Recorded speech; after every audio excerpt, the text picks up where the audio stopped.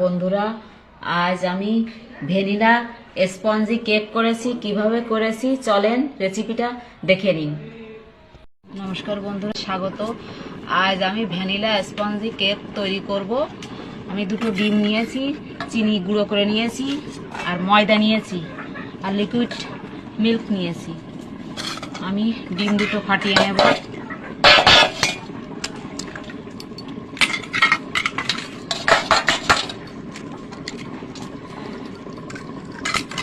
আমি 1 কাপ চিনি মিক্সিতে গুঁড়ো করে নিয়েছি, এটা দিয়ে দেবো। আমি এটা দিয়ে হ্যান্ড উইল দিয়ে ভালো করে ফেটিয়ে নেব।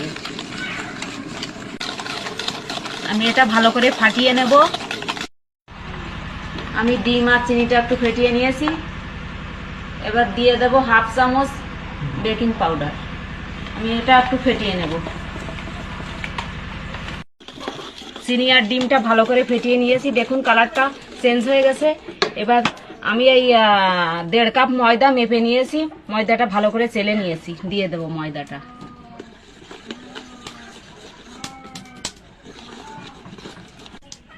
আমি সামান্য লবণ দিয়ে দেব, আপনারা দিতেও পারেন নাও পারেন। আমি এই কাপ মেপে ময়দা নিয়েছি 1.5 কাপ, আর 1 কাপ চিনি নিয়েছি, আর 1/2 কাপ রান্নার তেল দিয়ে দেব। এটা মিশিয়ে নেব। আমি ভ্যানিলা এসেন্স দিয়ে দেব সামান্য। মেলা দিলে গন্ধ হয়ে যাবে, মেলা দেবেন না। আমি লিকুইড দুধ দিয়ে দেবো একটু, দিয়ে মেশাতে থাকবো অল্প অল্প করে। আমি গরুর দুধ দিয়েছি, আপনারা প্যাকেট দুধও নিতে পারেন। এভাবে ব্যাটারটা ভালো করে ফেটিয়ে নিতে হবে, না হলে ভালো হবে না। আমার ফেটানো হয়ে গেছে, দেখুন। এভাবে ঘনত্ব করতে হবে, বেশি হালকাও না। বাটিতে একটু তেল ব্রাশ করে দেব।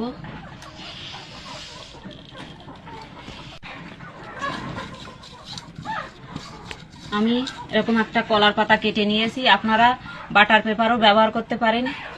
আমি কলার পাতাটা দিয়ে দেবো, এভাবে পাতিয়ে দিয়ে দেব।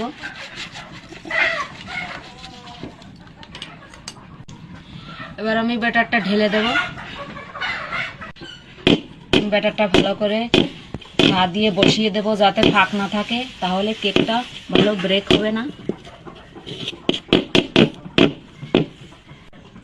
আমি 10 মিনিট এটা ঢাকা দিয়ে রেখে দেব। আমি 10 মিনিট ঢাকা দিয়ে রেখেছি। এবার এটা তুলে নেব। আমি কাজু বাদাম কুচি করে নিয়েছি, এটা ছড়িয়ে দেব।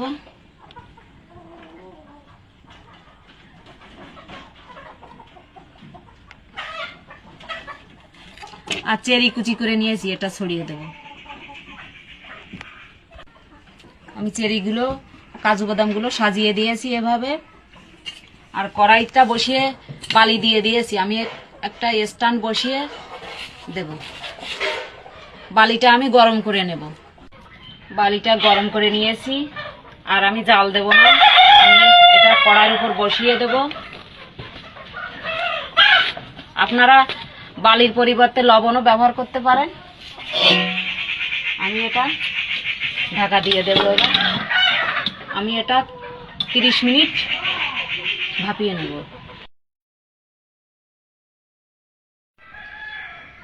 আমি বন্ধুরা চলে এসেছি। আমি 30 মিনিট বলেছিলাম, একটু বেশি সময় লেগেছে। আমি দেখে নেব কেকটা ব্রেক হয়েছে কিনা। দেখুন, একটুও বেটার লেগে নেই, তার মানে ব্রেক হয়ে গেছে।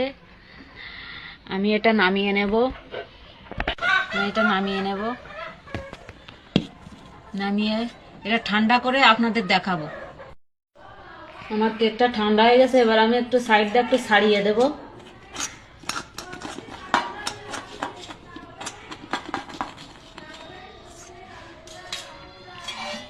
একটু থালা নেব, থালা এভাবে করে দেব।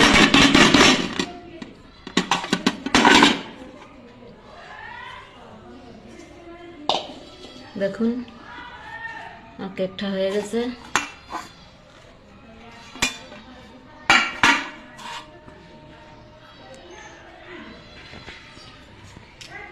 এবার আমি আপনাদের এটা কেটে দেখাবো।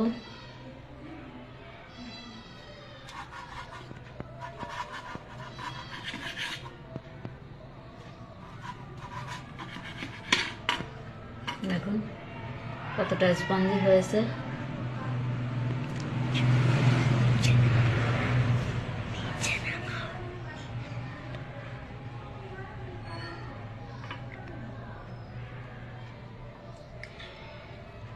দেখুন আমার ভ্যানিলা স্পঞ্জি কেক হয়ে গেছে। রেসিপিটা যদি ভালো লাগে লাইক কমেন্ট শেয়ার করবেন, আর আমাকে এগিয়ে যেতে আমার চ্যানেলটা অবশ্যই সাবস্ক্রাইব করবেন।